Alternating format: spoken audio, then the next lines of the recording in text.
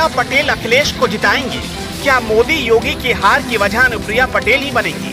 क्या मंत्रिमंडल में शामिल होने के बाद भी अनुप्रिया देंगी बीजेपी को धोखा? अखिलेश का प्लान है छोटे छोटे दलों के साथ गठबंधन करो।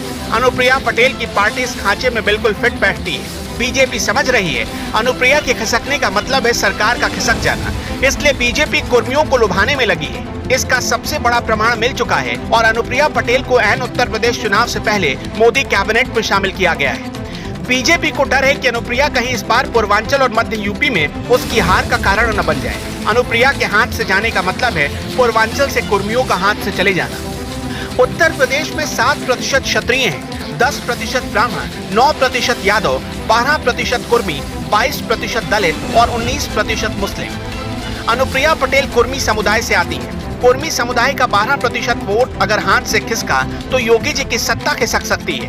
बीजेपी अच्छे से ये समझती है, इसलिए उसने पहले अनुप्रिया को कैबिनेट में जगह दी और अब सोनूलाल पटेल के नाम पर मेडिकल कॉलेज बनवा रही है, वो भी प्रतापगढ़ में।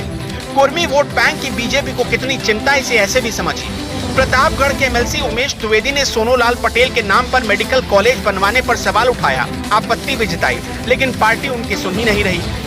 उत्तर प्रदेश की 32 विधानसभा सीट और 8 लोकसभा सीटों पर कुर्मी वोटर्स का दबदबा है। इनमें से सारी सीटें पूर्वांचल और मध्य यूपी की हैं। 2017 विधानसभा चुनावों से इनमें से ज्यादातर सीट बीजेपी के पास है। इसलिए आनन फानन में अनुप्रिया पटेल की नाराजगी को दूर करने के लिए उन्हें मोदी कैबिनेट में जगह दी गई और अब प्रतापगढ़ में सोनूलाल पटेल के नाम पर मेडिकल कॉलेज बनवाया जा रहा है।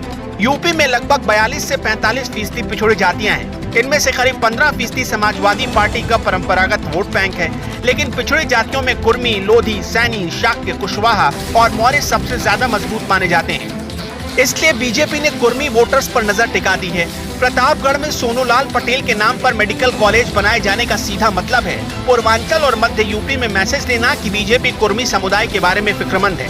खासकर प्रतापगढ़ में Kurmi vote bank king maker है, इसलिए सोनूलाल पटेल के नाम पर मेडिकल कॉलेज प्रतापगढ़ में ही तैयार हुआ। 2017 के विधानसभा चुनाव में बीजेपी और अपना दल एस मिलकर लड़े थे।